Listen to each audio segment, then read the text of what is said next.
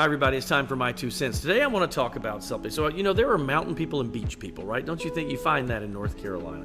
I'm a beach person. I'm all coastal. Got to be at the beach. I will one day probably live at the beach in retirement. My wife and I just enjoy it so much. We went this past weekend for the Memorial Day holiday. Did not even want to come back. We just loved it so much. But then I started thinking, surely it's not just me loving the beach because it was a big deal to go when I was a kid. And I found out by reading some health journals, there's science behind this. How about this? The color blue is associated with our brains, for whatever reason, with calm and peace. Think about it, blue ocean, lots of blue sky at the beach on a good clear day.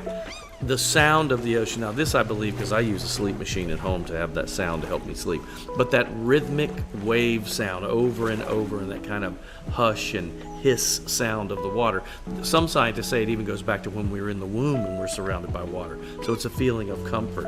This one I'd never heard though. The smell of the ocean breeze actually has an effect on our brain. So apparently oxygen atoms, whenever they're in fast moving water, whether it's waves or waterfalls, they have an extra electron. And that does something to our state of mind and our brain waves. And then finally, there's that warm sand. Right? Put your hands in that, put your feet in that. That is a comfortable, relaxing feeling. So all of your senses are being calmed and comforted when you're at the beach. Now I know I'm not just crazy. I'm not just a beach person. There's science behind why the beach calms us down.